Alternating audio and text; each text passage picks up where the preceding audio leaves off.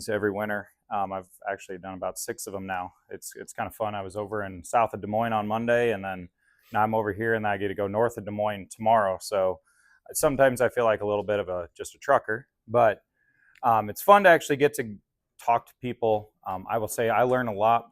I learn as much from these meetings about your area as sometimes I can bring stuff from other areas into this. So big thing I always like to start out, as you guys know, is what is on your mind that you want to talk about. I have slides, and I have some cool slides on some different topics that I'm going to talk about, but I want to make sure you guys' questions are getting answered as we head into this year. So what are some things that you guys are either thinking about, problems like weeds you're worried about, diseases? What is on your mind today? Timing of foliar. Timing of foliar, that's a good one. We're going to talk about that.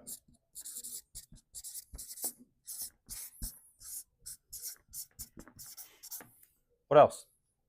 Heard a little bit about fungicide. We'll talk about some fungicide timing as well, just based on diseases and plant health and what you're targeting. Any weeds specifically anyone's been running into besides water hemp? I feel like we could just talk about water hemp, right? Grass. Anyone seeing grass issues starting to come up more and more? I get more phone calls about grass every year. I'm going to talk about it. A lot of our programs that we've developed are getting really good at water hemp. Actually, I'd say a lot of programs we've developed over the years, it sounds weird that we're actually sometimes getting ahead of water hemp a little bit, and then we get blindsided by something else. I hear about this one a lot. And if you don't think you have it, just wait. That used to be the weed of the South, right? Shattercane. This one's coming back here and there. Huh? The neighbors have that. The neighbors always got it, right? Then it comes over. Yeah. Anyone see a morning glory become bigger and bigger? Got a lot of phone calls. Every single year, the vines, which everything gets wrapped up into that, just so you know, but the morning glory, again, I can develop really good, really hyper effective water hemp programs for $35 if I want to. You add this, this, and this, and that's no longer a $35 program. So we're going to talk about, with and respect to what the economy is like right now, how we can solve some of these. You have questions as I go, stop. That's what I love the most. As I go through this, just stop and we'll talk about some of these issues. So these are some of the successes and challenges. So I cover 6 states. So I cover Kansas, Missouri, Illinois, a little bit Indiana, but I try to stay out of there if I don't have to, Iowa, and Wisconsin. That's our current territory for evolution. It's kind of nice because I cover further south than you guys. I would say you guys and my Missouri folks have a lot of things that are in common that we deal with, but you guys are just close enough to smell the cheap taxes, right? Just not there yet, though. I used to live in Missouri, so I can say that. My family's from Illinois, so they moved to Wisconsin, though. But so some successes. Big thing, revamping our adjuvant strategies paid off. I think we've continually adding more oils, ways of taking the herbicides that we have and making them more effective. If you guys don't know, there's not a lot of new things. So Bayer has a new product coming out called Conventro. Who remembers Command? Do you guys remember Command back in the day? Command was a bleacher. It had some baggage though, right? Like to volatilize, turned every tree white in the state of Iowa and Illinois, including my parents' farm up in Wisconsin when my dad did it. What Conventro is a really close cousin to Command. Command is still used in the South, and it's actually still used in Wisconsin on specialty crops. Command's still used in rice. It's very effective on pigweeds. We just can't effectively spray it. Conventro, it's going to be, I think, it's in that HPPD group. I can't remember exactly what the number is on it, but it's going to have a little baggage. It's going to have a little crop response. You're going to kind of bang up the corn a little bit. And beans, it can make it look like you have a slight little bit of HPPD carryover, and that'll grow right out of it. The one thing you will hear about every new herbicide moving forward is they will all start coming with crop response, because water hemp's getting a lot harder to kill. It's figuring out things faster than we're coming up with them. Syngenta has a new chemistry that they've kind of hinted at for 2030. I've seen it in trials. That's all I can really say about it. If it makes it through, I'm sure Syngenta is going to ask a premium for it, so because they like to do that. Fungicides paid for themselves big times. We kind of heard about that, but this year fungicides really did pay. I'm a person that I always spray fungicide on my own crop, but I look at the economics of I have a $18 application. I have an $18.50 or $18.80 Miravis Neo. I got a foliar I'm putting in there. I have adjuvant. It starts adding up pretty quick, and you start looking at you guys have a lot more favorable. You guys said over 1080 on beans. Was that what you said over in St. Louis, something like that? I have $1 basis on beans, so they just don't want my beans. And corn, I'm about 65-cent basis. So those are things that even with all that going on, I'll still tell you I have fungicide in my plan because I know how much it paid in my trials and what it's paying on my farm. The foliars, these are things that we're pretty proud of. We've developed these. Terry, one of our owners, and Matt Brenneman, the other agronomist, he's actually a soil scientist by nature. He came from Bayer as he ran their whole, he actually was their global head of seed production. Left Bayer, came to Evolution, and they developed some really cool foliars. So if you've tried these, you've probably seen it, but I'm going to talk about those. The challenges, I'm going to talk about this one because it's kind of something to learn from. It didn't affect you guys because you guys are too far south that Canada doesn't affect you like it affects us. But that was kind of unique, the wildfire smoke, and then dry springs this year. We went from sopping wet in a lot of areas to really, really dry. And then I watched you guys just get absolutely hammered by rain. So there was a lot of challenges when it comes to weed control when Mother Nature doesn't want to act right. Again, skipping that fungicide costs big. And then this one right here, like I said, I got so many phone calls, not about water hemp this year, but about grass, shatter cane, morning glory. Those things rob yield. Who's ever had a really bad morning glory problem and you pull into the side of the field and the corn starts shaking like 30 feet in front of you and you're like, shit, this is going to be fun, right? So we're going to talk about how those, and I'm going to write up some programs to show how we can make those better. But this piece right here is something that we really saw a lot of success with, okay? When I was with Syngenta, and I was I was just in Iowa, so I dealt with a lot in Missouri still when I was up there. I was always AMS and NIS, and I'll tell you why. There's way too many garbage adjuvants in this world. To be blunt, okay? I worked with a ton of them. There's a lot of garbage. There's a lot of things they say they are something and they're not. It was easy for me at Syngenta to go, if you get a 90-10 non-ionic and dry AMS, you can't screw it up, right? Well, every year we still screw it up. I hate to say it with AMS. So when we remember, I want us to all go back 10 to 15 years, okay? When we were mixing herbicides, we weren't maybe jamming things into the tank as fast. Who can fill a sprayer in 10 minutes today? 3-inch lines, big inductor cones. You can fill a sprayer fast. The problem with dry AMS, and I'm going to stop for a second because I keep forgetting to do this. There we go.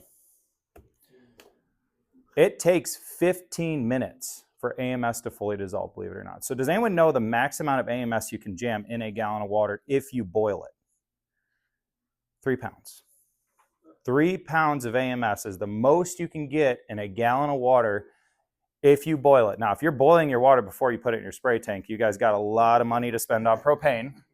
But we're not waiting 15 minutes, right? I mean, long gone are the days of like you'd pour the AMS in, climb down from the sprayer, burn a heater, wait for things to kind of start filling up a little bit, and then putting things in, right? Now we can really turn and burn. So AMS is not going to dissolve. What's the problem with AMS, okay? Your AMS is going to act, it's not the ammonium, it's the sulfate that ties up calcium, okay? This goes back to chemistry, right?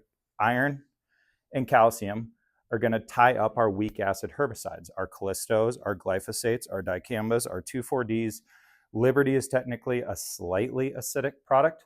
All those things are going to get bound up by calcium and iron. Do you guys have hard water down here? Everybody in the United States has hard water, right? That's the fun thing. If you guys think you have hard water, there's this place in McCook, Nebraska, that if you pour it out of the faucet, it's actually chewy. It's so calcium. It's disgusting. I don't know if they ever have heartburn though. I mean, it's probably like just naturally drinking Tums. So, but those kind of things tie up our herbicides, right? So we have to have enough AMS. The other thing is if you test your water in April when you start spraying, you test your water in June, those water tests will be different. As you draw down an aquifer, as things get flushed into an aquifer, it's going to push more minerals into it, i.e. calcium and iron.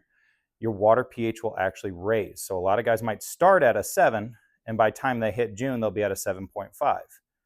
Doesn't sound like a lot, but we got to remember, right, how these molar scales work and whatnot. Going from a 7 to a 7.5 is not just half more, right? It's 50 times more. So we got to remember how that logarithmic scale works. I used it right that time. I used the right word. So that's what I like about these products. These have AMS in them, and they have a water conditioner. So the AMS is going to bind, but if we don't, okay, so if you think about, if you have a set, I have guys that send me water samples of 8.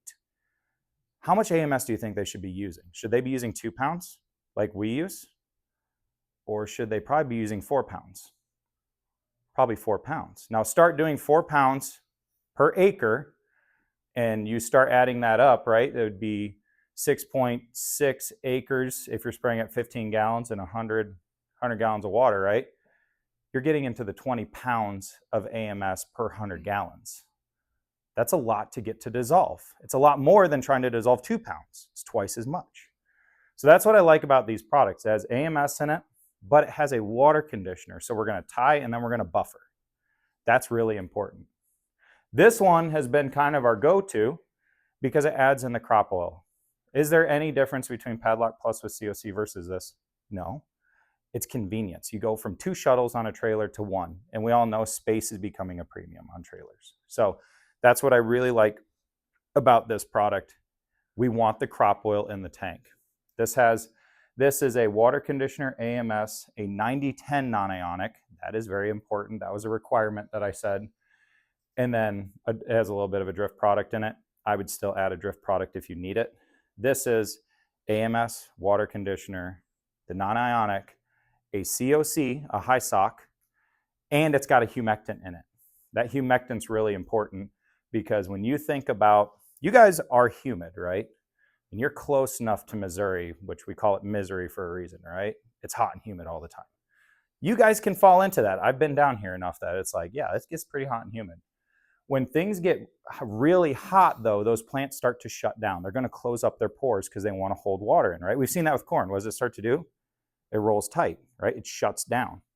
Water hemp does the same thing a little bit differently. It creates a waxy cuticle so it can hold more water in. It's a desert weed, so it likes to do that. So we need the oil to cut the wax, but the humectant opens up the pores, right? It's acting like humidity. It opens that pore up and allows a herbicide to get into it. So these two things, might say, why are you focusing on this? Well, when it gets really hot in the middle of the summer, everybody's natural reaction is to pull off the gas, right? I don't want to light my crop up. When it's 95 degrees and 25% humidity for 3 days, good luck lighting your crop up. I'd challenge you to try to do it because it's really hard. That corn's hardened off. The weeds are hardened off too, so we have to get some more adjuvant in there to help do it. These two things were something that I did not believe in one bit, but through extensive testing over the past 2 years, I've actually seen a lot where this is now going in my pre-application, and this is my sole fungicide adjuvant moving forward because I've seen such good results, and I'll show about some of it with fungicides. But what these two products are is this one's really important for herbicide. Okay, this product on the pre's, what it does is it slows down microbial degradation. So you guys are warm in the spring, right? Have you guys heard of some of the things going on in Illinois? You guys always are like the mecca for weed problems, just so you guys know. Maybe because Aaron Hager's actually pretty good at going out and finding things. You guys have two unique things that I've seen, especially Southern Illinois, and then you guys made the news here lately, right? What did you guys find in the state of Illinois lately? Well, okay. That's kind of cool too, right? Never knew that one. So, okay, earthquake, we'll add 3. That's kind of neat too. Liberty-resistant water hemp. 6 populations of liberty-resistant water hemp. So you guys broke the tool first. Don't worry. It's broken other places. They just haven't looked at it yet. But trust me, Missouri has broken that tool already. Don't worry. But so what do we have to do? We have to stop letting weeds come up. The other thing you guys have that's unique is you guys have these unique strains of microbes in your soils because you are very warm, rich, fertile prairie soils that degrade herbicides faster. You guys ever heard about that with atrazine? one of the first places where they found this microbe of enhanced degradation of atrazine. If we see enhanced degradation of triazines, don't we think we could probably start seeing enhanced degradation of other herbicides? Mother Nature always wins. Okay, guys, that's what I will always tell you. All the things we do is kind of in the direct throwing it in the face of Mother Nature, and her job is to figure out how to combat it. So if we have enhanced degradation of herbicides, the half-life of, say, Zidua, which is 92 days, might now become 45 with enhanced degradation. 45 is a half-life. If we need 75% of that to actually carry our load, maybe we just cut our residual in half. You never know with these herbicides. These are things that we want to protect. So what this does is this is a little bit of an encapsulator, and it's a drift product. This is the drift product I was talking about too. But the encapsulator is going to slow down microbial degradation. Now, it doesn't really do a lot for chemical degradation. That's all based on hydrolysis. That's not really something I'm worried about. There's only like 2 herbicides that are really factored by that. But the microbial degradation, which breaks down about 95% of our herbicides, this will slow it down, i.e., longer residual. And slow down microbial degradation, we can enhance residual. Okay, that's the biggest thing with that product there. I didn't believe that message one bit. Encapsulators were a really dirty word, because anyone that's ever heard me talk about warrant, hate it, throw it in the trash, hate that stuff, right? This is kind of a unique thing because it's not that hard polymer encapsulator that you have to break. This is more working on hydrolysis and a little bit of hydrophilic stuff to actually pull that into the encapsulator, but it's not trapping it like warrant does. So pretty cool. This one right here is kind of unique. So anyone that watches, okay, I'm going to be honest, I need to get off ag TikTok and ag Twitter because it just pisses me off 90% of the time with some of the crap I hear. But I heard a lot about this one here, silica, okay? There's a guy in Illinois that talks about it all the time. But I did some actual research on silica, seeing what does silica do? Well, the biggest thing that it can do is it actually changes up some of the cell walls that we see. So what it's going to do is it's going to strengthen them. It's going to make them better. So what does that do in regards to, if you're strengthening those cell walls up, it's going to help a little bit with rigidity of the plant. But it actually does shore up that defenses against diseases a little bit. So what we see with this silica is it grabs fungicides and pull it in. Okay, they're 30 to 90 nanometers. They're just itty bitty little things. But it's going to pull that fungicide in, but also it's going to help strengthen up that plant. So it's kind of unique on how this can have a little bit of a dual effect. I didn't believe that, and I'll show you a picture that will show. I'm just going to skip to it because it's so dang cool. So this is both Miravis Neo. So this is my farm, okay? I do 4-row plots in a research setting. These are all harvested to yield in a research setting. I don't have a $250,000 winter Steiger combine that does 2 rows unless you guys want to donate. They're a little expensive. But I do use weigh wagons, and this is going to make you all laugh. I will sit there with 2.5, 1 pound, and 5 pound weights on a weigh wagon and actually make sure that I can get it down to a pound. I look absolutely nuts doing that, but I really am kind of anal about having really accurate data. So this is Miravis Neo with Length Nano. This is Miravis Neo by itself with an NIS. What are we seeing? Again, we're seeing some of that plant health from that silica, but the big thing is we got more of that fungicide into the plant. That was a 5 bushel bump, side by side. You can see how close these plots are, by the way, because look right there. These plots are touching each other.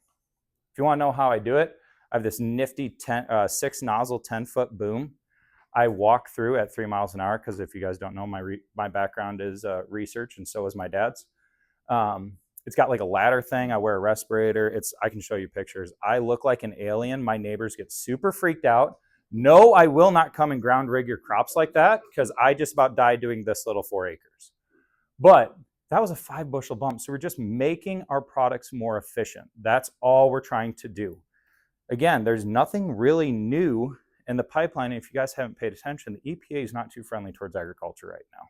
This is the first time I would say I'm more scared with what we see in the EPA today of losing technology. Anyone heard about dicamba lately? So dicamba was on the chopping block again, right? Getting a new label.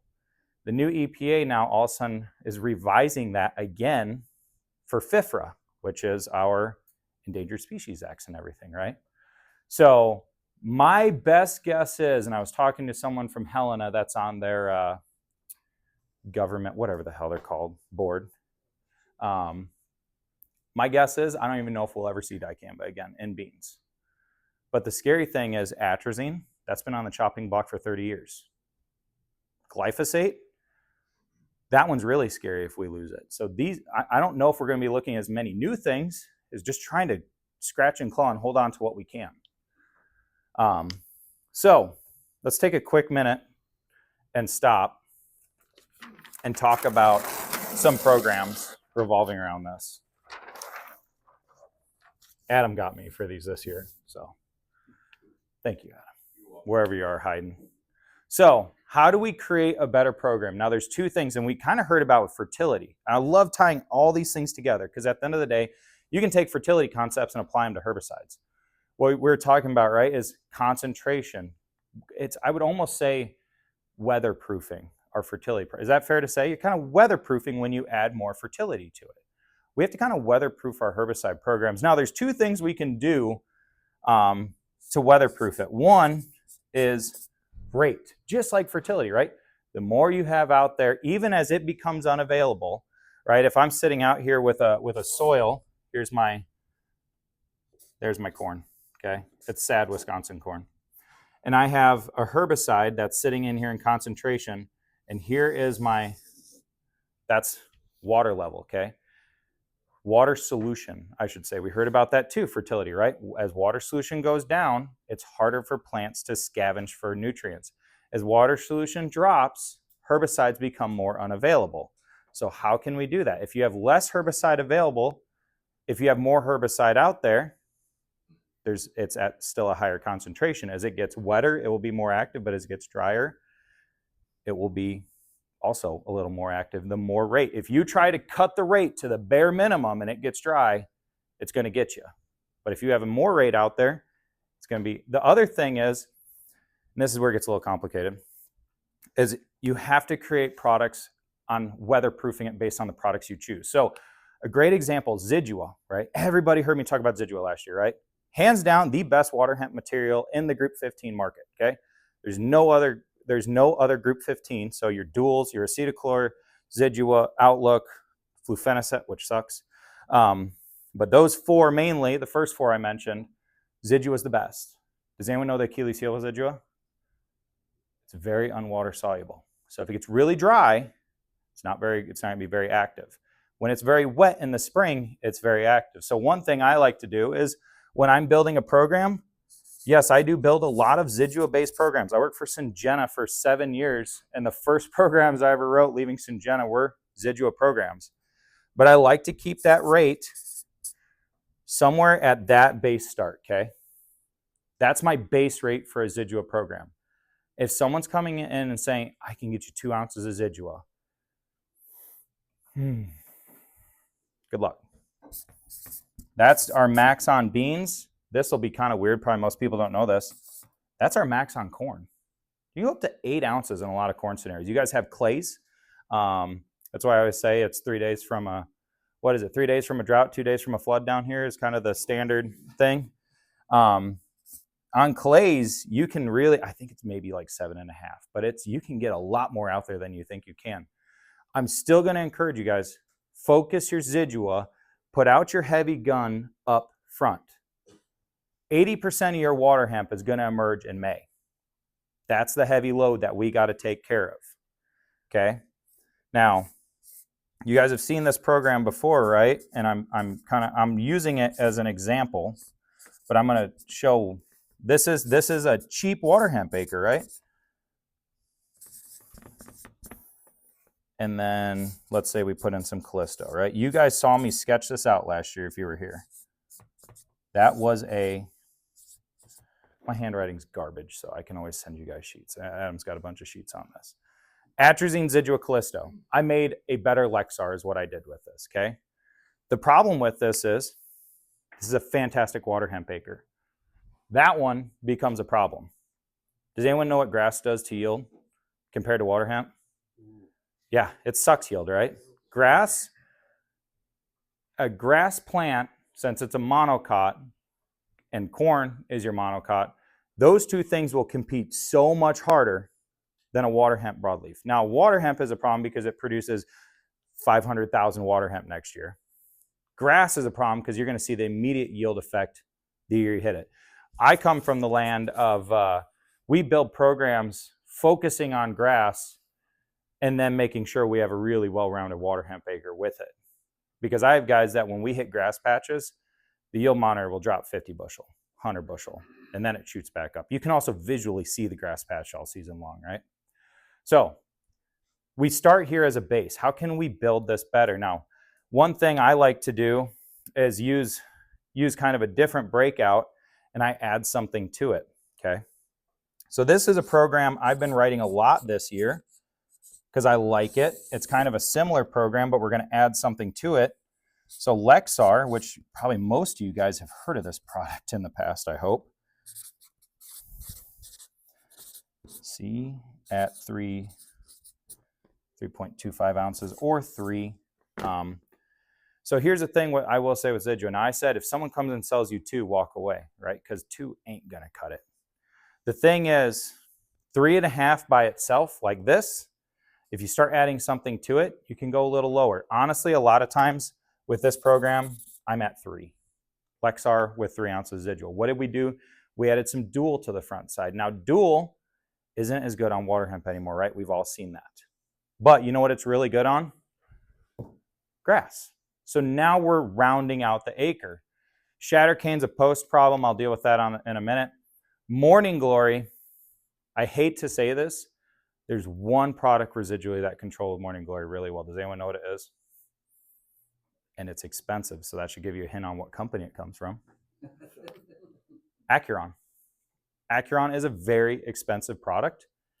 Bicyclopyrone is the only thing I have found that effectively controls morning glory. I've heard people try Sure Start, which is, it's acetylchlor, python, and Stinger. Stinger has absolutely 0 residual activity. It's a good post product for helping with rags or something. Does nothing there. Python, you get a little bit of help on like burr cucumber, but it's just such a weak ALS today that it doesn't really do much for morning glory.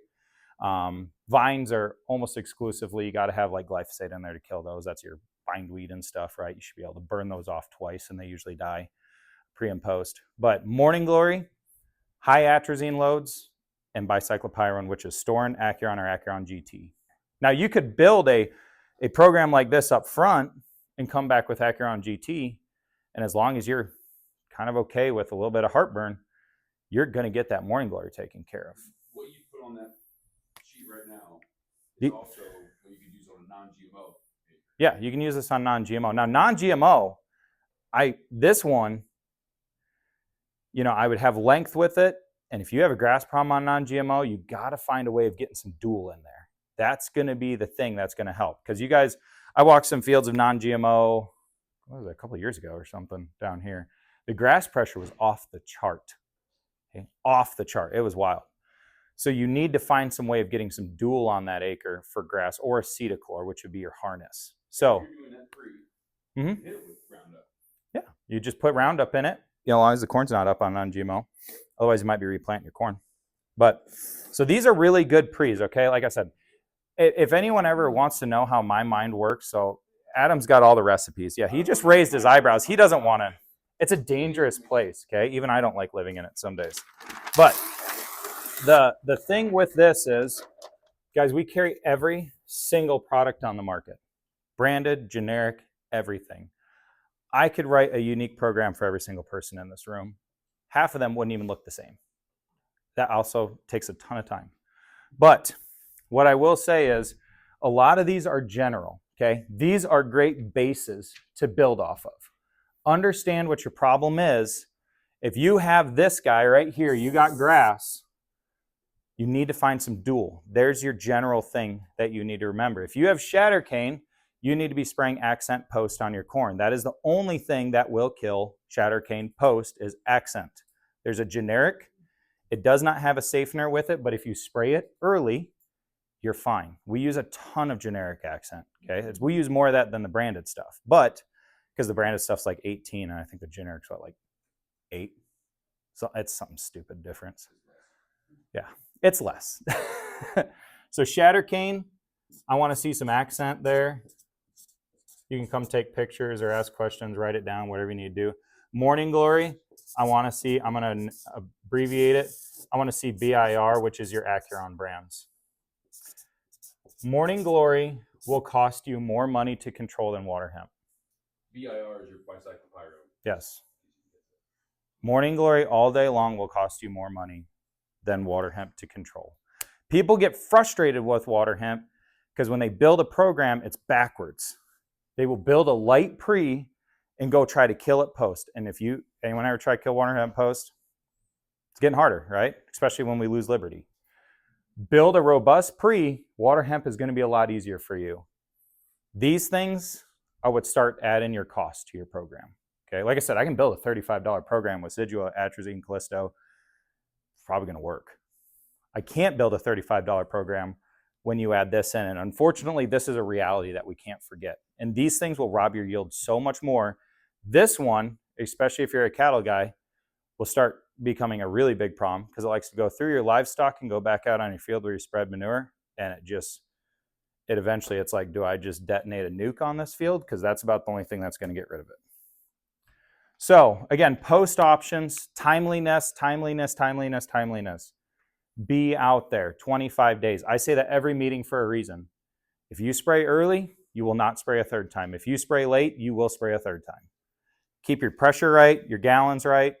All three of those things help you. If you get out there and you're waiting for weeds to come up, you will spray a third time. It's going to get you, especially with your guys' climate. You guys go from kind of hot to like, holy crap, it's not even cool in the shade. When it gets that hot, good luck killing a water hemp, okay? It's from Texas. It loves the heat. Hey, Zach, I've had a few guys ask the question. Just most importantly, the lot of stuff that Brian talked about and what Zach talked about, getting back to the fundamentals. Yeah. So with this, in a program like that, say a guy's trying to also do some field prep, trying to get that ground ready to go ahead and plant into. Yeah. How are you going to educate him on when to spray? Is he before he goes works that ground? After he works that ground? Yeah. You know. John Deere and me don't get along always, let's put it that way. So they love building equipment, right? What's the big things? High-speed discs and vertical tills, right? Those two things make my life an absolute nightmare, to be honest with you. Vertical tills are a really good way of pissing off weeds, to be blunt. And if you go out and spray and then you hit it with a high-speed disc, you will streak it up completely. You'll put it in these nice little bands, and then you'll have this beautiful row of weeds going down your field. So if you're going to do field prep, do it before, okay? Do field prep before you spray. Now, I always get asked, can you incorporate herbicides? 100% you can if you have a field cultivator. If you incorporate with a vertical till, you will streak it up. If you incorporate with a high-speed disc, you will streak it up. So if you're going to do those kind of equipment, do it before, then spray and plant, or plant and spray. If you have trash whippers on your planter, which I'm assuming 90% of us do, right? I do too.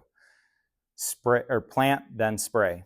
This is the other thing that when I build a program, I build programs that are flexible. I never pigeonhole people into a pre-only program. Why? Because that's not realistic, right? Mother Nature loves to say, it's going to blow 45 miles an hour for the next 4 days. Good luck doing anything, right? Except for planting.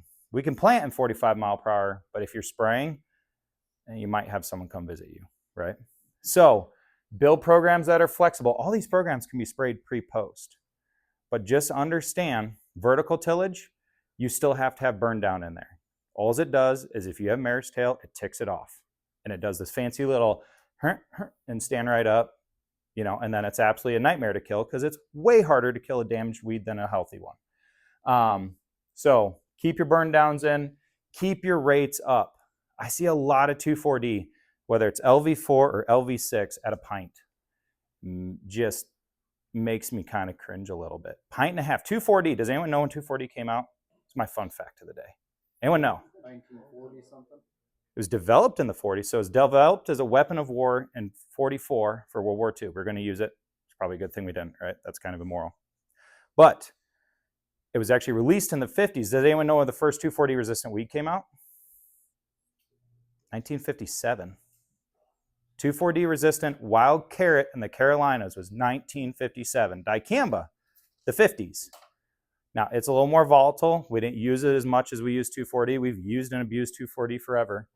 Keep your rates up. A pint of 2,4-D does not work anymore. Pint and a half is your new minimum for an LV6. 2 pints if you're using a 4-pound product. Back in the day, probably when you were in diapers, a pint of Roundup, a pint of 2,4-D burn down would kill everything else. Mm-hmm. Oh yeah, yeah. I always joke I'm a glyphosate baby actually. So I was born in '93, just so you all know. My dad was a weed scientist actually in Champaign, Illinois. He was one of the first people to ever spray Callisto in the United States in 1987. Was the first time he ever tested Callisto. And yeah, I mean, my dad up until the 2000s was spraying a pint of 2,4-D and a pint of Roundup on everything. Guess what? Everything died. Yep. Now you spray it and you're like, wow, I just ticked everything off. Now it's just mad. So corn, I will say I've switched a lot to dicamba. 2 reasons. 1, 2,4-D, Corteva controls that market. If you guys kind of know what's been going on with enlist beans, which I'm stopping because this is recorded. They raised the price of 2,4-D, right? Corteva produces 95% of the 2,4-D on the market today. It's now for a pint and a half, it's somewhere in the 6s. I can get 8 ounces of dicamba for like $3. And dicamba works better than 2,4-D. So on corn, I have switched to burn down a lot of dicamba instead of 2,4-D. The only thing you have to worry about with dicamba is if you're starting to get towards a pint, which I don't think anyone's probably using that much, but if you get up towards a pint, you get just an absolute pouring rain and you plant it into it when you just sprayed it, you can get that pushed down and it can sterilize the seed. 2,4-D can do the same thing. We just don't talk about it as much. But if you plant, spray your dicamba over the top, you're going to be fine. It's not going to get pushed down. The biggest issue is when we plant into a sprayed dicamba field. So that is another thing. On burn downs, on corn, don't do this on your enlist beans. I'm pushing more this way. A, for the cost, and B, for the effectiveness. Realistically, I like this nice rate of 8 ounces. Okay, 8 ounces of dicamba is a nice rate. I have guys that go up to 12 if it's woolly. You know, if you're going out there and spraying a jungle, it's probably not a bad idea to go to 12. 8's a nice healthy rate to start with. Just be careful about when you spray that. Spray that after planting is my general. Or if you're going to spray it 3 to 7 days prior to planting, you're fine. So that'd be more of like an early April, wouldn't it? You wouldn't want to get too late with dicamba in the spring.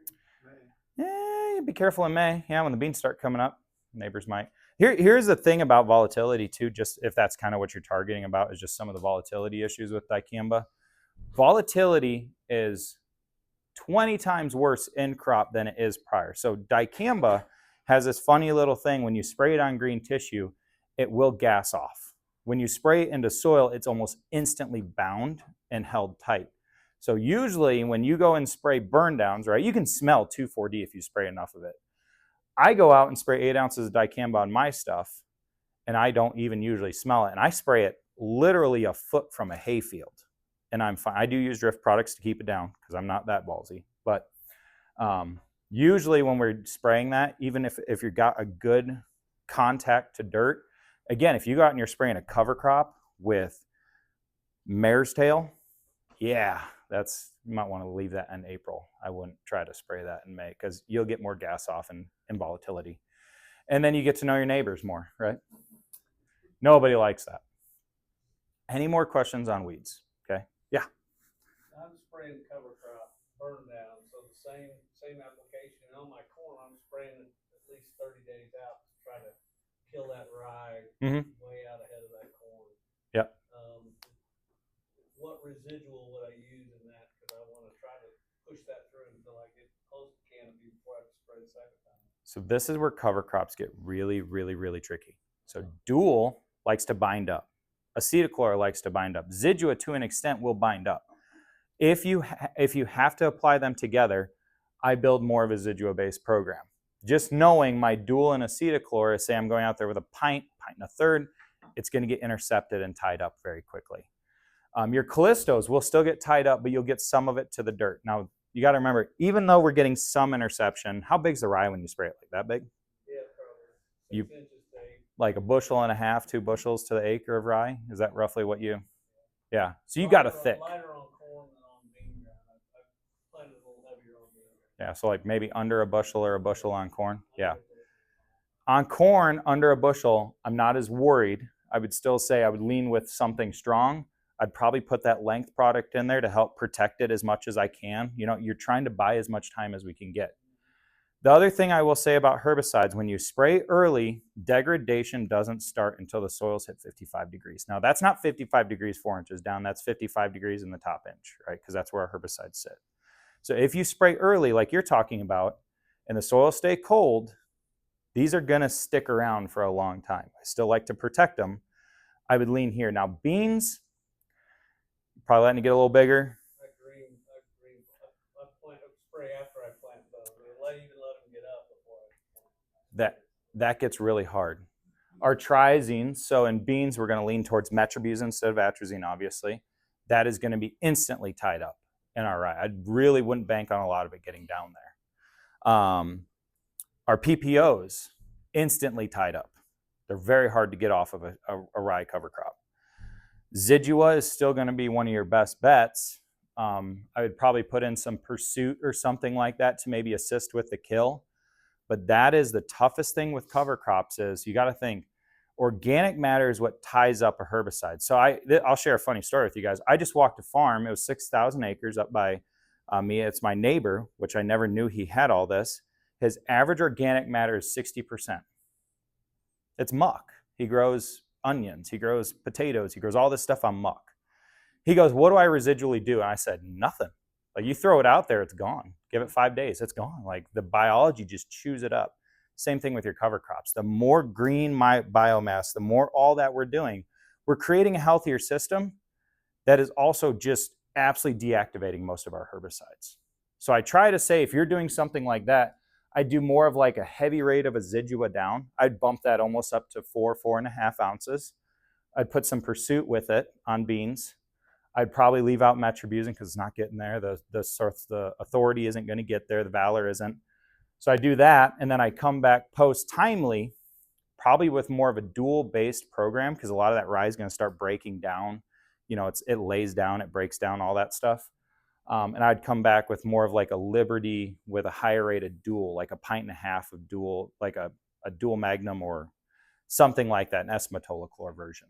So that's kind of how I break that up. Cover crops, I plant them myself, but it completely changes our herbicide programs because, you know, if I was going to build a soybean program for a clean-tilled person, you know, I really like a 8-ounce Authority Supreme, which is Zidua and Authority, and then I'll put in like a 4 ounce of Pursuit. That's a really convenient, lot of horsepower program. You can actually go to 9 if you want, you know, a little more horsepower there for not that much. I mean, you're probably looking at low 20s for a pre, but that's a lot. Strictly pre-emerge, yes. This is a really strong, clean-tilled pre-emerge product, but as soon as I throw this into your rye, I probably shot $10 of the value right out of it because that Authority is doing nothing. So that's when I would go to, you know, like a cover crop. I'd do like a, you'd have to tell me your weed pressure to know exactly, but I'd do like a 4.5 ounces Zidua and 4 ounce of Pursuit. That's probably one of my, because this is a pre-post that I can spray. Because if you're planting green, you never know when it's coming up, right? Sometimes the planter gets down into it. Sometimes it lifts up. They come up quicker. This is more of like a pre-post program. This is more of a pre. You know, I've had guys that will say, well, I don't have a grass problem. I don't need the Pursuit. They'll add in like 6 ounces of metribuzin. And that's still super cheap. Yeah, I spelled that right. You know, there's a dry and a liquid version of that. So again, I can skin this cat 40 different ways on how we can build different programs, but you'll notice a lot of the trend is Zidua down. And the big trend I have post is I moved more dual post. Zidua post last year was very inconsistent. There's a lot of folks right now, we're doing like 3.25 ounces Zidua down and coming back with 1.75. That worked until it got really dry. And it gets really dry on that second application easily, right? So that's when I like look at a post program, and I'll just stick to my bean strategy here, and I haven't put adjuvants in, but you guys would, I would have an oil-based program here, probably the Padlock Plus Ultra, but I would use our Liberty 2X, which is I'm going to be blunt with you. I don't know how BASF's going to sell Liberty Ultra because it's at like $12 for a full rate, and Liberty 2X, which at a full rate is like, it's called Surmise 5. It's a high concentrate, is like $6. So I don't know how you sell the value of that. But Liberty 2X is just generic Liberty, but it's at a higher active ingredient. It's a 5 pound instead of a 2.8 pound. So it's double concentration. So I would be out there like 20 ounces of that. I'd probably have 1.5 pints of dual dual 2 mag. Don't use that generic dual 2 stuff. You have to spray like 2 pints of it. It really doesn't save you money by the time you're all said and done. And then again, Enlist, Roundup, whatever version you want to put in there as kind of a kicker. Understand Liberty still carries.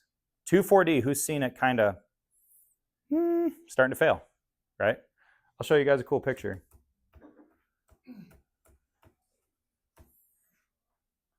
If you guys want to know what resistance looks like to a T, dead, big old middle finger, right? Like that shook that right off. That, you can see the spray droplets that hit it.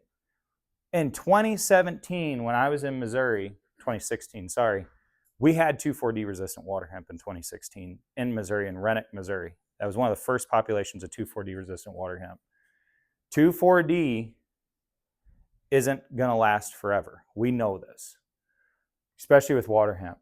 Now, this was obviously, he was trophy hunting, and he failed, right? But putting in Liberty, spraying smaller, a lot more consistency with this. I've had the ones that are wilted that just come back up. Yeah, do that. You take a picture another 3 days. Yeah. I bet those other ones come right back. Yeah. That's the real middle. You know the best part is he goes, what do I do? And I said, cultivate? Like, you got 30-inch beans, you could run a cultivator through it. I'm like, you ain't killing that thing. So this was, yeah, look at that one. That one's actually probably already started to stand back up. See that? He did that, and that one right there is perfect. You can see it curled, and you can just see the new growth coming out of it. Shook it right off. When you add in the Liberty, it's going to help. But the big thing is, with Liberty, it has to have one of our versions of COC2X in there. Either COC2X or Padlock Plus Ultra. It has to have it, because that's what makes it work better, okay? The humectant piece is what helps. And 20 gallons per acre. And 20 gallon per acre, good tips, all that stuff is going to be what's successful here. With the rye tie up with your residuals you're spraying, if you roll the rye so it's knocked down, does it still tie it up as bad? Still ties it up, yeah. So any sort of mat, right? Like when you think about a spray, it's intercepting with green. Now, there is, I will say sometimes if you get a really timely rain after you spray it, say like a couple days later, you will wash about 70% of that off. But you're still losing a certain percentage. Anytime we spray into rye, think of any rate you use and bump it up, because you just got to do it. Otherwise, because you're going to intercept a certain amount. So that's my take home with rye. Post, timely. Like if you go out there and you see this, you're already behind the 8 ball on it. I mean, if you see this, you're still behind the 8 ball, right? The best thing is when you call and you say, I don't see a thing out here, spray it. Be uncomfortable. I moved back home and from Iowa, and I moved back up to Wisconsin. We farm up there now. And the best thing is one of my growers called me. He was sitting in the field with his sprayer unfolded, and he goes, there is not a dang weed in this field. He didn't say that. He's a cattle farmer. But he's like, there's not a dang thing out here. And I said, spray it. He goes, there's nothing here. I said, spray it. And he goes, fine. And he hangs up and he sprays it. And then 3 weeks later, walking his field, he goes, they've never been this clean. I said, because you sprayed it before you saw them. Now, he still wanted to see something die from a weed standpoint. He had some nice ragweed. I threw him like 3 ounces of stinger. He got to watch it curl over, and he goes, okay, I'm satisfied for the year. But he didn't have water hemp. And his yields, ironically, were the highest yields he's ever raised. Like when you don't have water hemp and grass, you see your yields go up. That's another big thing I want to talk about. Guys, I've penciled out corn and soybeans on my own farm. It sucks, right? You're penciling, it's like, this isn't fun at all. Again, I told you my basis. It really sucks to do it.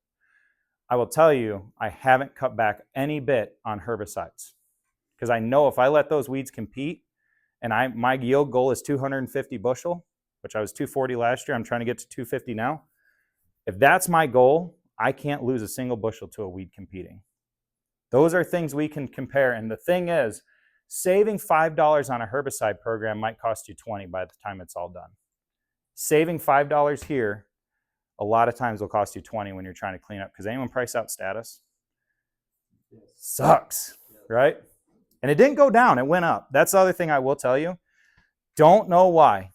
If anyone could explain this to me, it'd be great. Because I used to work for the big companies, and if they told me this, I'd be like, are you guys nuts? Everything went up across the board. Generics, branded. Some branded went up way more than others. There are people that took their stuff up 10% this year. We still build programs to make sure that we're trying to find the best fit, but I don't know why everything went up. BASF was the one that went up the most. Doesn't make any sense to me.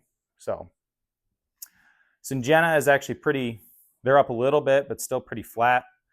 Generics, I would say on average up 3 to 8% across the board from distribution. The problem is nobody wants to hold the bag when the music stops this year, right? Everybody's trying to get rid of stuff. So distribution wasn't really cutting deals on things. They were just kind of keeping it where it was. And all of a sudden, that's what you get. So any other questions on herbicides?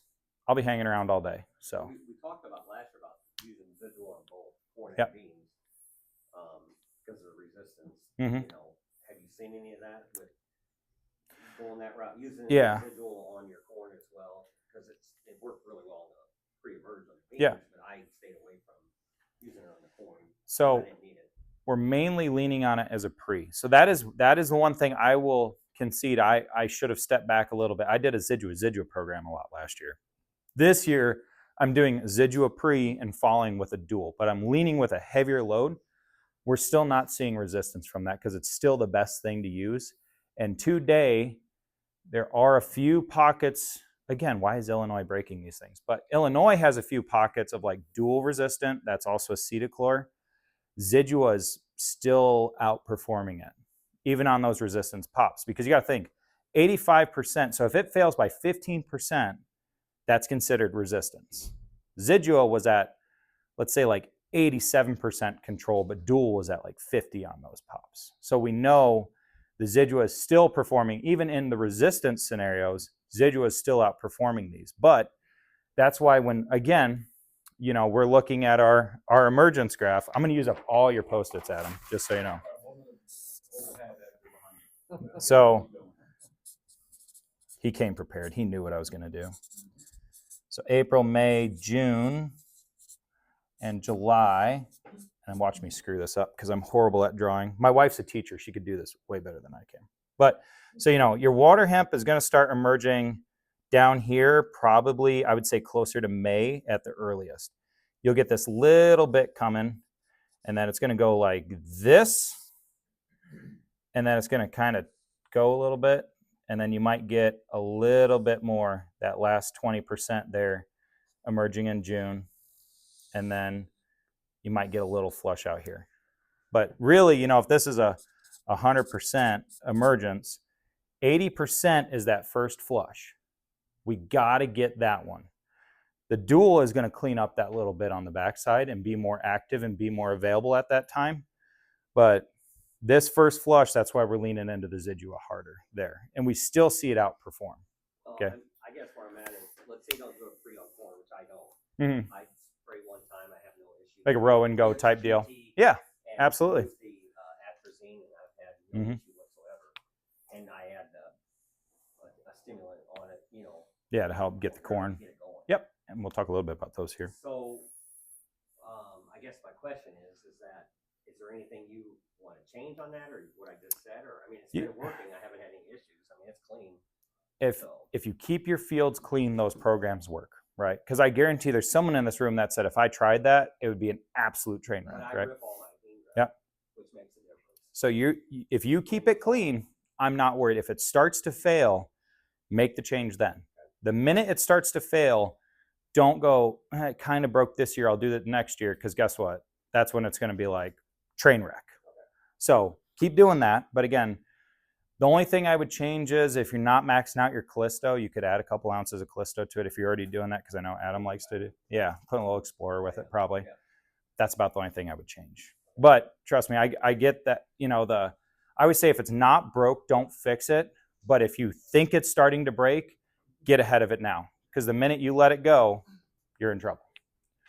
On that for a minute on when that program works. So for Alex, I should probably pause after this, but suspected a field was breaking, and we needed to clean up some leftover inventory. So I had Alex down at gallon rate Alex.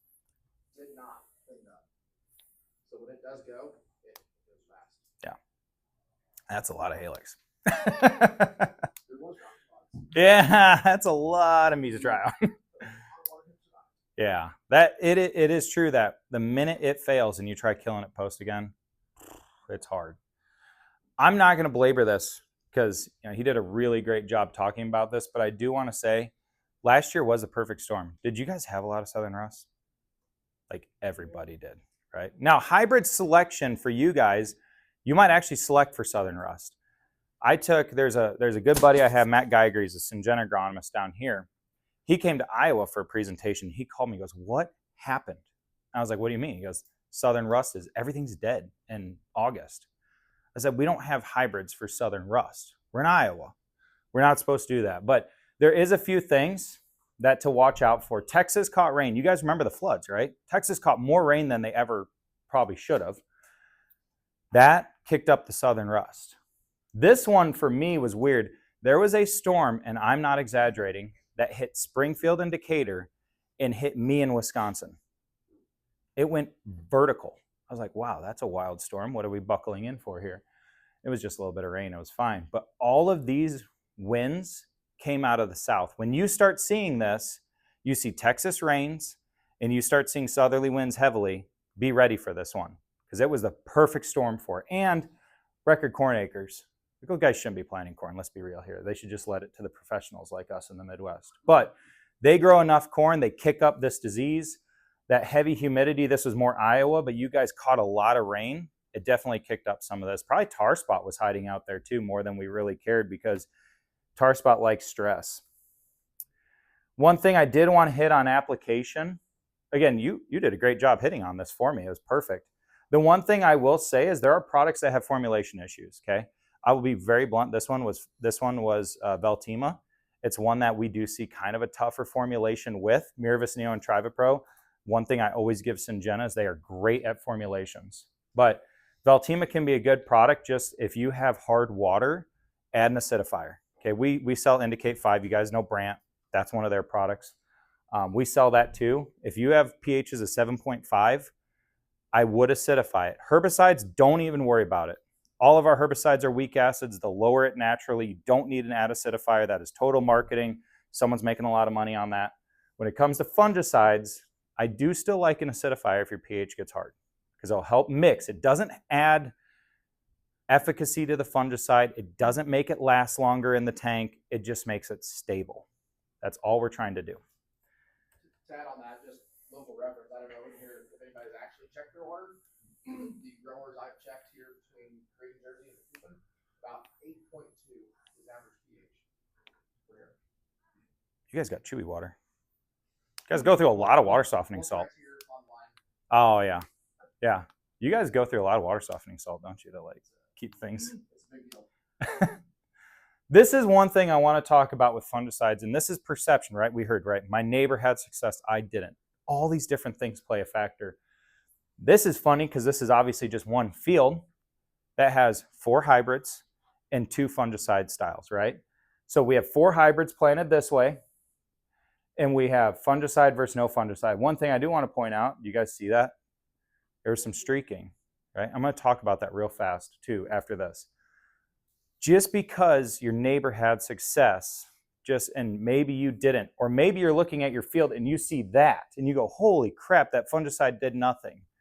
Just remember, the fungicide's always doing something in these scenarios because you think that's bad, but look how bad it could be. That's dead. This, again, sometimes we'll see, oh man, it did. You look at this back here and you might say, the disease wasn't that bad. Well, how much did you leave on the table? These are things that, do hybrids respond to fungicides differently? 100%. But under the right conditions, most of these fungicides will always respond if they're in that premium camp. Now, I'm being a little optimistic on that, obviously, but I have seen, you guys got to remember, I used to cover about 20 million acres in the state of Iowa. And I would say the times fungicide didn't pay were a fraction, a small fraction compared to the times fungicides did pay.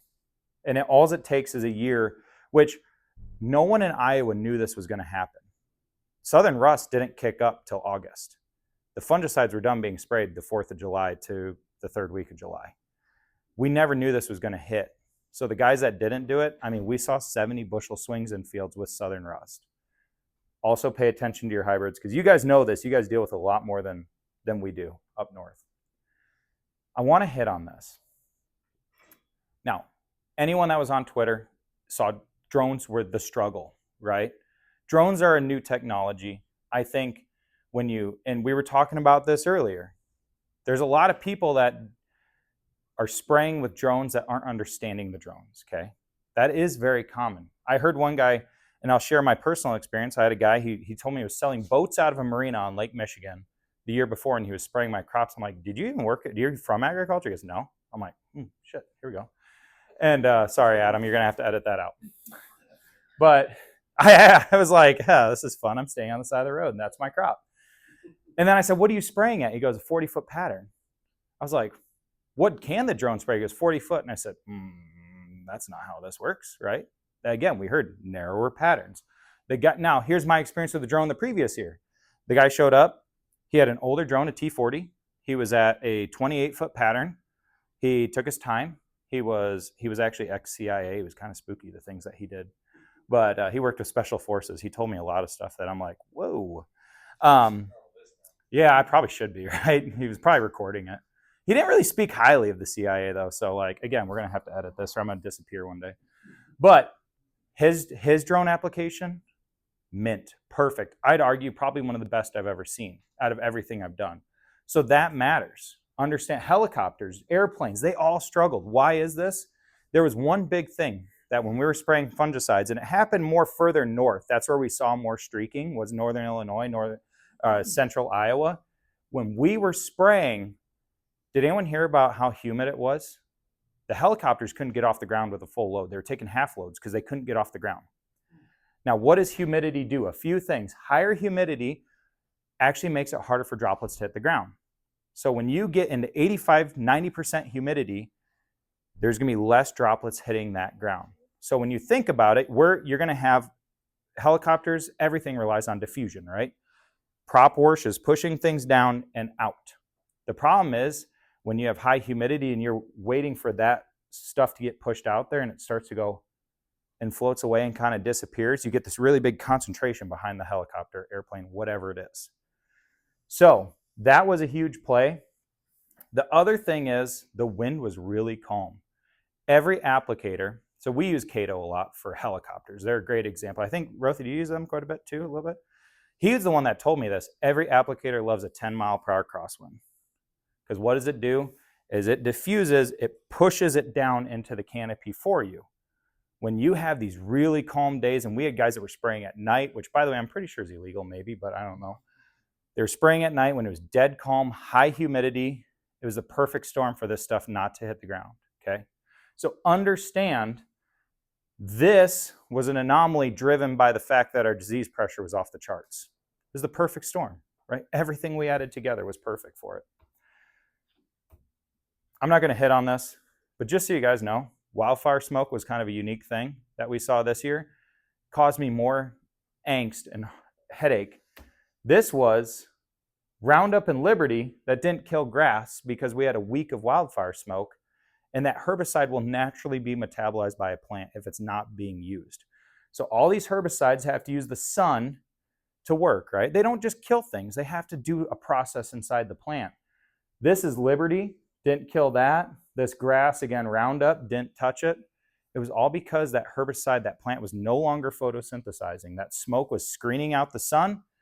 It wasn't photosynthesizing anymore. And what does that do? The plant is just still going through some process. It just takes that herbicide and goes, and just pushes it out of the way, right?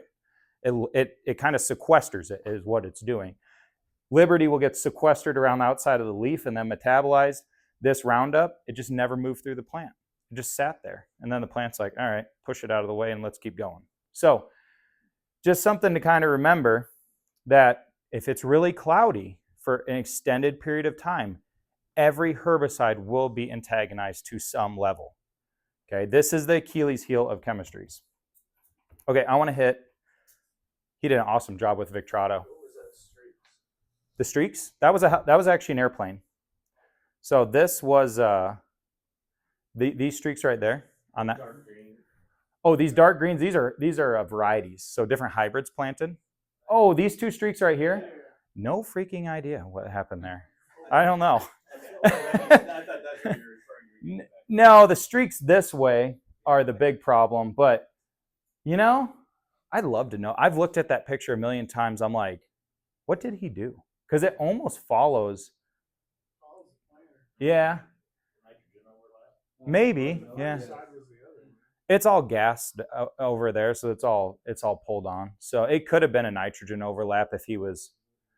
But who does that? Who goes with it? Oh, it's a good running field. Maybe he just said screw it, just went with it. So,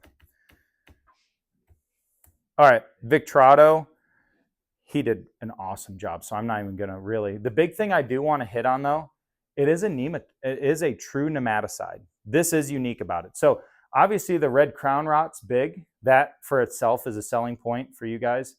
For me, as I get into more sandy grounds, if I get into lighter grounds where lances become a bigger issue, lance nematodes, you will actually see these big pockets where your beans and your corn will just be stunted really hard. That's usually nematodes. I've seen them knock off 40 bushel up in the hard sands. We're talking sugar sand. But a lot of those nematodes like to chill in more of a sandy, loose soil type, depending. Obviously, soybean cyst nematode doesn't care. It goes everywhere. But it is a true nematicide, unlike Saltro and Ilevo. So that's the one thing I'll add to it. And look at that use rate. Yeah. People lie to you saying they're putting stuff on there. Because they can put it on there. They can put whatever they want. Yeah. They don't have to. They say, I'll put Victrato on there.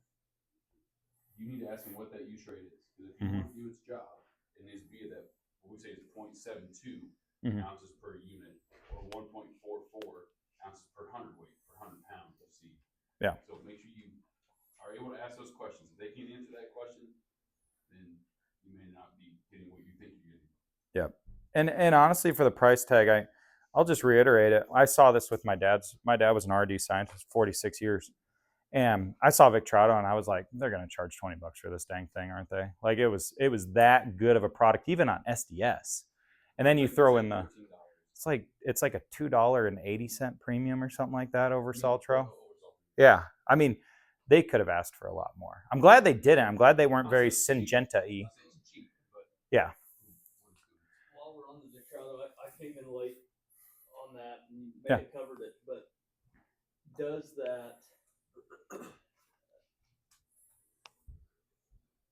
is there a shelf life basically on that rot if you say go corn on corn? Does it lessen or does it intensify? Looks to be it's gonna either intensify or stay the same. Okay. And the only long term I've seen there is like say Pike County 4 years continuous corn and no effect on the red crown. Yeah. Unfortunately, it looks like it's probably going to be. We're going to have to be battling it until we start seeing some varieties that come out with natural resistance. Right. Okay. But there's nothing that we're aware of yet that's even an option. Right. Yeah. So So unfortunately, but fortunately, we do have a bolt-on product that gives you Right, yeah. yeah. So Mother Nature, I mean, my mom was also a scientist in the livestock world. I had a weird childhood, if you guys don't know. But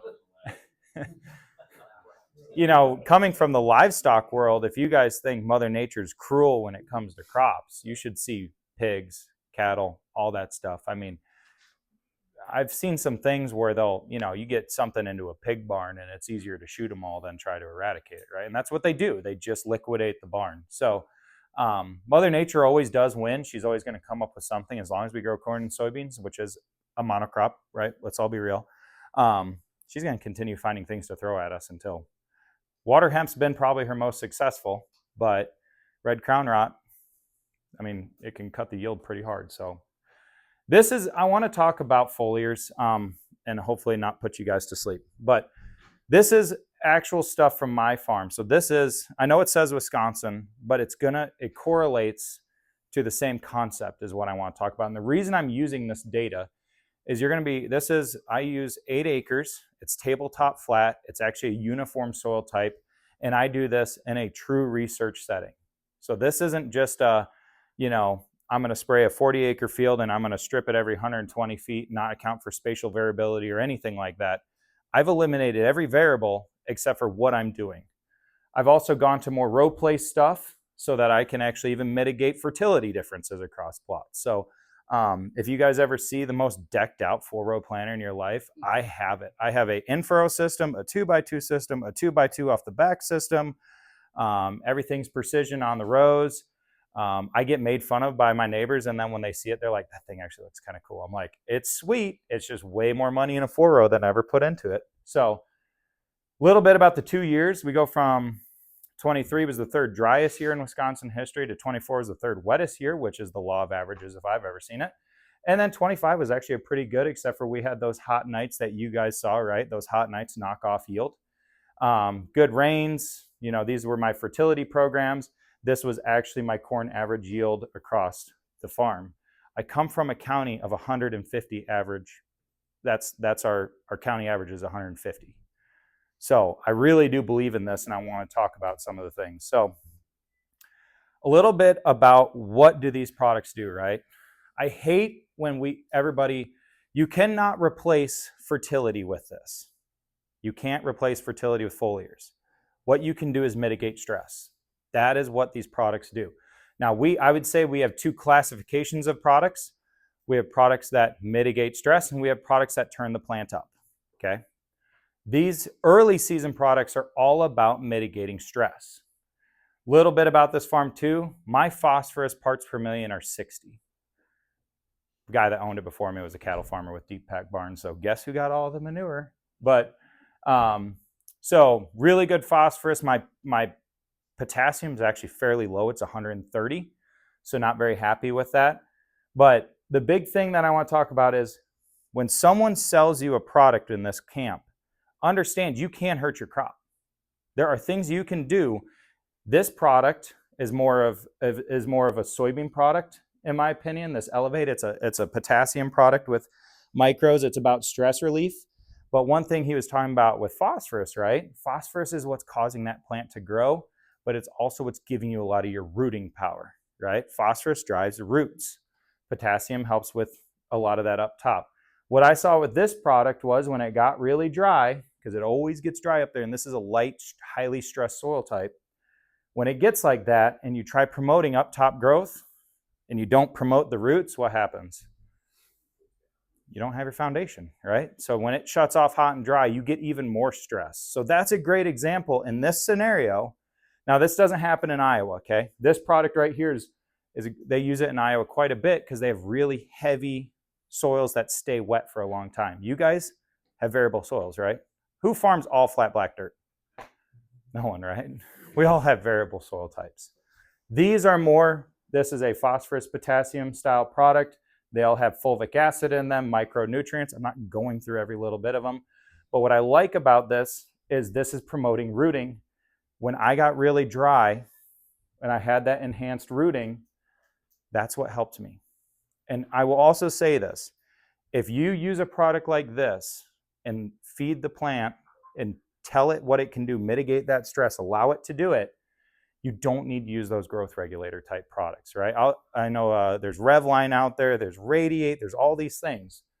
The problem with those style products is you're tricking the plant into doing something. This is allowing it to do it. Don't trick a plant, just get it to do it itself. And if you feed it, it will do what you want it to do anyways. You don't need to play all these games. The reason people sell those, do you really want to know, is they're really cheap to make and they're kind of highly profitable, quite honestly. So we don't play in the oxen camp for a reason. It's just easier to do this and do what's right for the plant, and it's more consistent. This is some of my new 2025 stuff. So this was 2025's average yield was 226.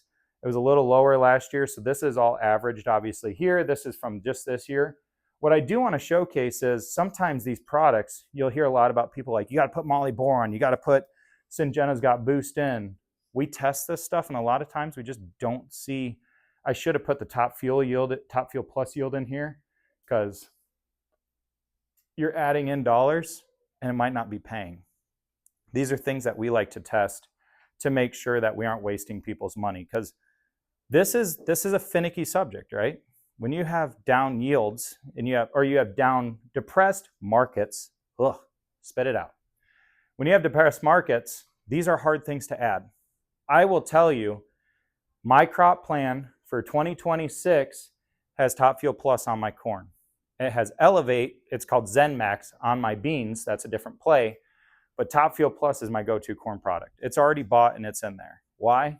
Because I look at what my yield could have been and what my yield was, and I go, I need those bushels. And for $10, I'm picking up 12 bushel. In this scenario, highly stressed ground, you will see bigger responses the more stressed your ground is. We heard that, right? Fertility will always show better. It's the opposite. When you think you want to pull back, you're supposed to slam on the gas. Unless you see a deer, don't do that. But with this stuff, when you think the crop isn't doing well, it's the best time to give it something, because it will respond so much better than when you have that flat black, beautiful 80, that square, well, pattern tile drained, all that. You might get a couple bushel, but your stressed ground, you will always see a better response on. And I always say, if you could bring your average farm up on your stress ground, which one's going to make you more money? Bringing your stress ground up, or trying to push that really great dirt that you have up another couple bushel? Stress ground all day, right? This is kind of cool. Again, I drove up top growth over this. It canopied faster. It looked beautiful. It got dry in August, and that corn just hated it. I mean, you could see it. It rolled faster. That has an amino acid in it. This is that Top Fuel. Actually, this is the coolest one. Yeah, that Top Fuel Plus. By the way, apparently I couldn't count my steps when I was trying to take these pictures. It was kind of hot that day. But I mean, just the height, the health of those leaves, the greenness. Beans are even better. I'll show you that in a second. Reproductive. Here's my timing, right? We heard timing on foliars. If you have stressed ground like mine, I always promote early season first. Because early season stressors, how long does that ear take to form? From V5 to tassel, right? That's a long time. And anyone ever look at a corn ear and you see it and you're looking at it and you can see all these marks in it, right? Pinches, all that. That is from the development of that ear. As you hit big stress points, it can translate to the ear. You'll see it. We had a hail event this year in Wisconsin. I had a farmer send me a picture. We had a hail event during vegetative, and he showed me, he goes, he's like, all my corn roughly has a pinch in the same area. And I said, remember that hail event? He's like, oh yeah. It's like, that's what you're seeing. You're seeing a big stressor in that ear. It's kind of cool that you can track some of that through the year. Is there an early fungicide that you would throw in with that foliar as like a 2-pass fungicide? That's a great point. Now, it depends on what you're targeting. If you have anthracnose, if you have an actual disease issue, yes, I would say that if you wanted to throw in, and I'll be very transparent, like a generic Quilt Excel. That will give you the best response, the best return on investment, because it's $3.50 instead of $18. I will never spray a half rate of a fungicide, because a half rate of a fungicide 90% of times does nothing. So, the half rates of Delero and all that do nothing. Half rate of Miravis Neo, don't even waste your money. Just buy the full rate of generic Quilt Excel. Now, if you just want plant health, 6 ounces of Quadris is stupid cheap and a really good thing to add. I have a lot of guys that do that for plant health, but a lot of times when we're doing this stuff anyways, I don't know if I see the biggest response from it, but it's something you can add if you're really kind of pushing yield hard. But yeah, never do a half rate of a fungicide. Half rate of fungicide is almost no return. So a little bit on reproductive. This is kind of cool. Again, there's that Top Fuel Plus. I actually, since I do the Top Fuel Plus early, I'm coming back with this program right here. It's relatively the same cost. This is when I talk about when you get to that point, there's 2 paths you can take if you know your farm. If you have highly stressed ground and you know it's going to get stressed, it's clay, it's light, it's whatever, go for stress mitigation. Go this way, Top Fuel Plus, Top Fuel. Those are geared for stress mitigation and giving you some yield. This product right here is for putting the gas on. You got a really good crop. It's nitrogen. All the micros are driven towards reproductive, putting on bushels. It's got sulfur in it. It's got a lot of that stuff to turn a plant up and get it going. The problem is, and we see this more on beans, if you use this product on beans and it gets really hot and dry, it'll hurt you more than it'll help you. So again, we have 2 directions we can go. Stressed versus let's stomp on the gas. Know your farm. You can know which way you can go. A lot of this stuff is the law of averages on a farm, right? We're not farming for next year. We're farming for the next 10 years. If you know the averages on your farm and you know what kind of ground it actually does, you can pick this stuff today and know what's going to respond best. Real quick before Adam hits me with something. Soybeans, okay? This is where I get actually really excited, okay? Corn, trust me, that gets me excited in Wisconsin. That's cool yields, right? Again, that's cool on stressed ground. And again, we test this across 6 states. Actually, we don't test in Indiana. Nobody cares about Indiana. But we test in 5 states, okay? These products work in 5 states. I'm showing Wisconsin because this is the most controlled environment we have. But I know Adam's done trials with this stuff. We have guys south that have done trials. We collect years and years of data, multi-year data, multi-state data. That's what this stuff is here. And you can see this is accounting for really heavy good dirt. This is accounting for tougher dirt. We're still seeing nice responses on these multi-year, multi-state things. And that's what's kind of cool about this. This product right here, Top Fuel Plus, has been one that 2024, we had more of that stress. We really saw that product shine, and we see that across, I don't know, this was Iowa, Illinois, and Wisconsin, and our boys down in Kansas did this one last year. So we saw some really cool things out of it. So it's exciting. I'll be honest with you guys. I can go through this weed control stuff in my sleep. I probably do. I probably annoy my wife when I talk in my sleep. But this stuff to me is how we can actually make money. We can get a return on investment. This is my program right here. I use this product. It showed really well this year when I averaged it across 2 years. The Top Fuel Plus did edge it out a little bit. This is called ZenMax today. It's a new product we created. That product for me, I applied it twice on my soybeans on a tough part of my farm. They averaged 75 bushel. I was told to expect 45 bushel on that piece. They did 75. So I'm like, okay, the more stressed I get, the bigger responses you see out of this stuff. Okay, there's kind of a cool little piece there too. Are you going out by your just separate? Or are you doing this with a herbicide pass? Every time with a herbicide.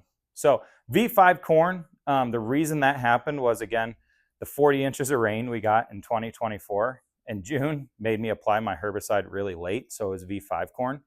I just kind of left that in there. I'd say this year was actually closer to V4. This is truly V3 soybeans. So my beans, when I plant, I spray my pre, I come back at 25 days, which is actually V3, and that's when I hit it. And this is the cool thing, and these pictures actually what get me really excited. So right there, I smacked those beans. It doesn't look that. Can we shut off the light real quick on this one? Could you flip that for me? Nobody fall asleep. That's not permission. So look at these beans. I smacked those things. These are 30-inch rows. Look at those beautiful landscapes, just so you guys know it's an awesome place. But so I smacked those things with Liberty really hard. I set them back pretty good because I used full rates of everything, right? It was pint and a half a dual with Liberty and crop oil. I mean, I wanted to make sure there were no weeds in my field. I'm a weed scientist. My neighbors would give me enough crap over that. This is that Elevate. And when I talk about stress mitigation, herbicides are going to stress a plant. You can see the group 15 crinkling right there. That's the dual crinkle and all that stuff. Look at these beans here, how fast they recovered. Look at the green color of those beans. The other crazy thing is these beans canopied a week faster than they did without it. So we're not playing this oxen game and trying to do funny things to the plant and artificially lengthen those nodes and all that stuff. We're just removing the stress and letting the bean do what it needs to do. Because that's all we're fighting is stressors, right? That's the Be Sure. So this is ZenMax right here. You can, if you guys want to know why I'm doing ZenMax, that's why I'm doing ZenMax on my beans. They canopied so quickly. The yield was just off the chart. I loved it. I didn't have Top Fuel Plus in here for some reason, but there's Top Fuel. So can you shut the lights back on before everybody starts snoring here on me? But woo, that's bright. All right, so then real quick, soybeans reproductive. This is a really good time to hit beans. R3 fungicide timing, this is when I hit these beans.